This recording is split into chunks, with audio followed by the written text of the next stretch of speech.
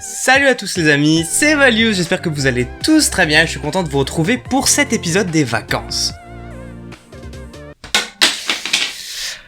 Une fois n'est pas coutume, je vais vous raconter deux histoires et celles-ci sont un peu particulières car toutes les deux se finissent bien ou en tout cas sont passées à ça de très mal se finir. Si la vidéo vous plaît à la fin, n'hésitez pas à lâcher un pouce bleu et à vous abonner à la chaîne si c'est toujours pas le cas. Assez parlé, on est parti pour nos deux histoires.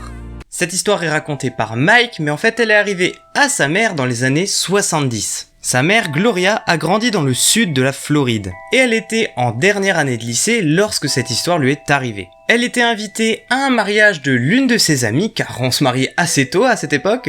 Et à ce mariage, elle a rencontré un gars assez cool. Il s'agissait en fait du batteur du groupe du mariage. Il avait quelques années de plus qu'elle et il était assez cool car mystérieux. On connaît tous cet archétype de personne. Il lui a fait énormément de compliments et ils ont très vite sympathisé à tel point qu'il lui a donné le numéro de téléphone de sa ligne personnelle. Pas de portable à l'époque, on parle bien d'une ligne fixe. Ils se sont vus 2-3 fois, ont flâné en ville, bref ils sont sortis ensemble mais rien de sérieux. Tout semblait aller parfaitement bien pour le couple qui allait peut-être se créer jusqu'à ce qu'arrive cette nuit. Ils avaient l'habitude de s'appeler très régulièrement au téléphone. Gloria décrochait, s'asseyait au sol de la cuisine et lui parlait pendant plusieurs heures. Mais un soir, une conversation téléphonique a pris une tournure assez étrange. En effet, le batteur a commencé à lui demander des choses un peu déplacées, comme si elle avait déjà pensé à se suicider ou si elle s'était déjà imaginé tuer des personnes par plaisir. Sous le choc, elle ne savait même pas quoi répondre, alors elle n'a rien trouvé d'autre à faire que raccrocher le téléphone. Et à partir de ce jour-là, elle a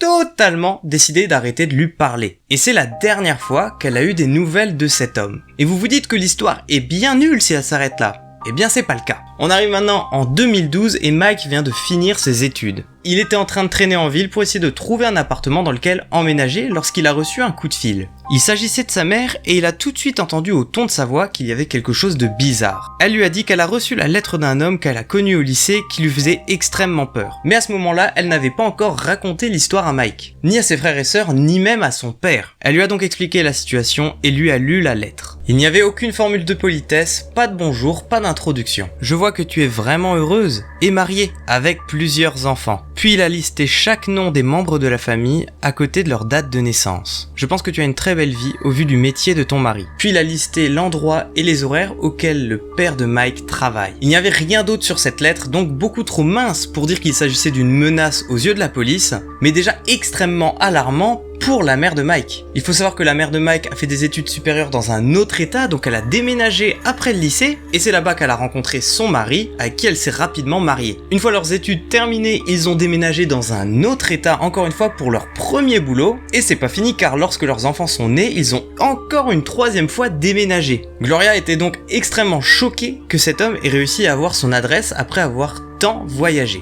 Et elle n'avait aucune idée de la manière dont il avait trouvé toutes ces informations personnelles. Elle n'a pas de réseaux sociaux, mais elle s'est souvenue qu'une fois, elle a reçu un appel assez bizarre du club des anciens élèves de son lycée. Une personne de l'administration lui a dit qu'un homme appelait très régulièrement, environ tous les mois, pour essayer d'obtenir des coordonnées. Mais apparemment le personnel n'a jamais répondu favorablement car il n'était pas autorisé à donner cette information. Après ça, Mike a demandé le nom et le prénom de cette personne à sa mère pour vérifier sur les réseaux sociaux. Et il a trouvé sur son compte Facebook une demande d'invitation de cette personne ainsi que sur les comptes de ses frères et sœurs. Ils n'ont évidemment jamais répondu favorablement car ils ne savaient pas qui c'était à l'époque. Mais Mike a décidé de se la jouer agent secret et a commencé à fouiller ses réseaux sociaux. Il y a trouvé une page MySpace avec un lien qui renvoyait vers une chanson. Et cette chanson, je vous le donne en mille, s'appelait tout simplement Gloria. Lorsqu'il l'a dit à sa mère, elle a totalement vrillé, a commencé à pleurer et s'attendait au pire en écoutant cette chanson. Dans ces chansons, il mentionne les belles chaussures qu'elle portait lors de cette soirée, sa beauté, ses cheveux, bref, une description très détaillée d'elle. Mais ils ne sont sortis ensemble pourtant que 2 fois en vrai. Et en plus, cette chanson semble avoir été enregistrée assez récemment. Après ces 40 années, il n'avait visiblement pas oublié Gloria. Et en fouillant un petit peu plus, Mike a trouvé un site que cette personne aurait créé. Il s'agissait d'un site pour la libération d'Amanda Knox, donc une personne qui était suspectée d'avoir tué sa colocataire. Apparemment depuis elle a été innocentée, mais lors de la création du site ce n'était pas du tout le cas.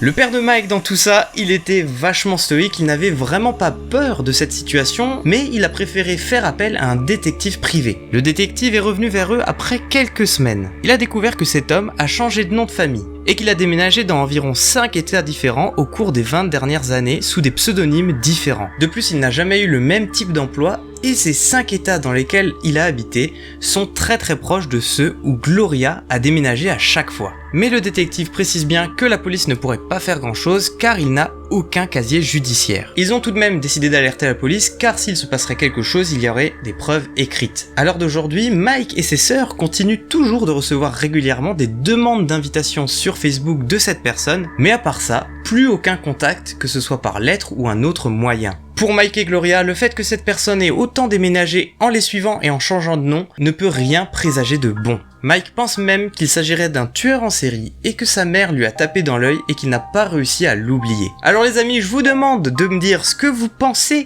de cette histoire. Qu'est-ce que pourrait être cet homme? Simplement un maniaque qui n'arrive pas à oublier son premier amour ou un tueur en série qui a fait une fixette sur sa cible? Je vous propose de m'écrire ça dans les commentaires auxquels je répondrai comme à chaque fois, de laisser un pouce bleu et vous abonner si c'est toujours pas le cas, et pendant ce temps on passe à notre deuxième histoire.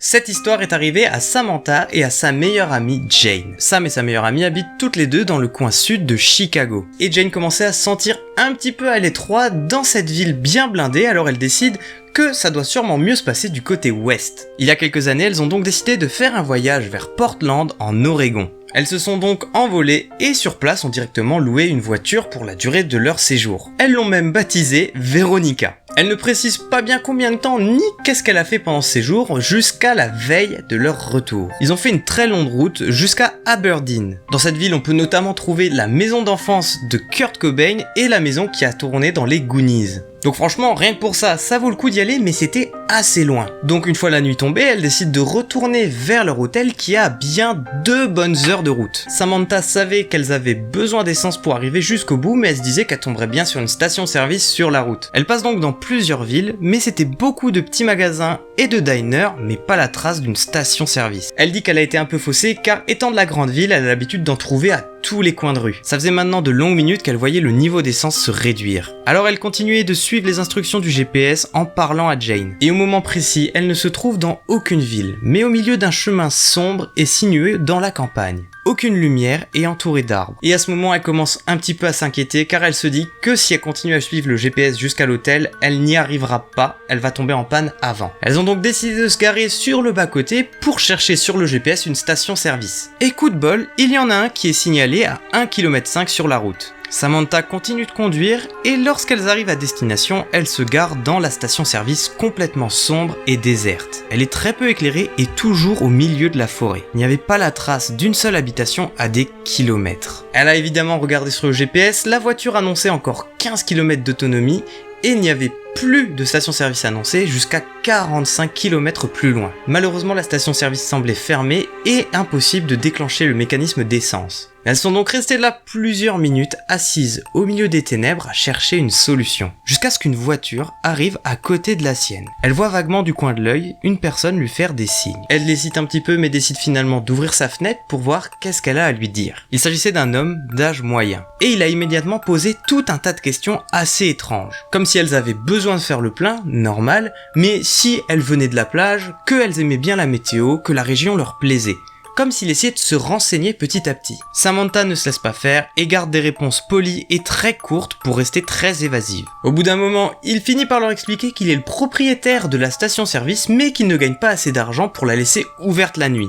Un petit peu étrange. Mais il leur dit qu'il connaît une station-service qui n'est pas située sur les GPS à seulement 5 km de là où elle se trouve. Il leur donne des indications pour y arriver et son numéro de téléphone au cas où elles auraient un souci. Et juste avant de partir, il finit par ajouter: je m'appelle Sam le mécanicien, n'hésitez pas à m'appeler, je viendrai vous sauver mesdames. Sam et Jane le remercient un petit peu gênés et n'attendent pas leur reste pour démarrer la voiture. En chemin, elles se disent à quel point cet homme était étrange mais gentil à la fois. Mais elles sont surprises car finalement, elles arrivent vraiment sur cette station-service qui n'était signalée nulle part. Elles se carrent à côté de la pompe lorsqu'un jeune homme de 18 ans sort de la station. Il leur demande comment elles vont et leur dit qu'il y a énormément de cinglés ce soir dans la forêt. Les filles se regardent et échangent un rire gêné car elles ne savent pas quoi penser de cette phrase. Samantha prend son courage à deux mains, se retourne vers le garçon et lui demande qu'est-ce qu'il veut dire par là. Il leur explique une histoire comme quoi son grand frère doit une tonne d'argent à un trafiquant de drogue du coin et qu'il se cacherait quelque part à proximité de la station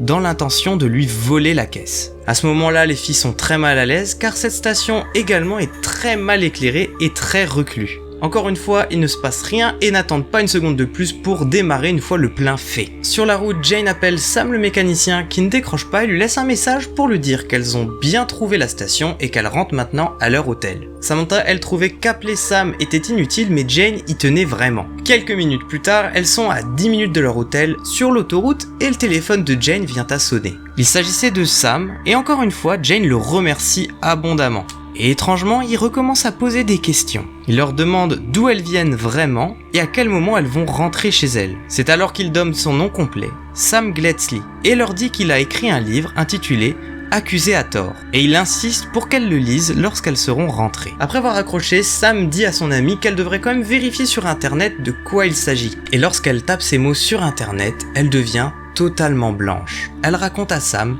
que cet homme a été accusé d'être le tueur de Green River. Immédiatement, Jane commence à paniquer car cet homme a maintenant son numéro de téléphone. Et qui sait de quoi il est capable. Une fois à l'hôtel, elles ont leur ordinateur et décident de creuser un petit peu plus pour trouver une solution. Apparemment, l'une des victimes qui avait survécu au tueur de Green River avait décrit Sam comme étant le coupable lors d'un interrogatoire de la police. Cependant, plusieurs temps après, le vrai tueur avait été retrouvé par preuve ADN et donc Sam a été innocenté. Mais tout ça avait attiré l'attention autour de cette personne et dans les années 70, il semblerait que Sam avait enlevé ainsi que violé une femme et qu'il avait purgé une peine dans la région où se trouvaient les filles. Et le livre parlait de tout ça. Et l'histoire ne s'est pas finie là pour les filles car elles n'ont pas pu prendre leur vol le lendemain car il y avait une tempête à Portland qui empêchait les avions d'atterrir. Elles sont donc restées 2 jours de plus dans leur chambre d'hôtel à stresser que Sam le mécanicien ne les trouve et ne les ait suivis. Au final, cette nuit qui aurait pu terriblement mal tourner n'a pas donné de suite et les filles ont pu prendre leur avion comme prévu 2 jours après. Les amis, c'est déjà la fin de cette deuxième histoire et j'espère qu'elle vous a plu au moins autant que la première et si c'est le cas, vous pouvez me le faire savoir en mettant un pouce bleu et en vous abonnant à la chaîne. Vous pouvez me rejoindre sur les différents réseaux sociaux, je vais être un petit peu plus actif maintenant que je suis rentré de vacances et j'espère que les votes se passent très bien. Les amis, on s'arrête donc là pour cette vidéo et je vous donne rendez-vous la semaine prochaine pour une nouvelle vidéo. C'était Values, ciao.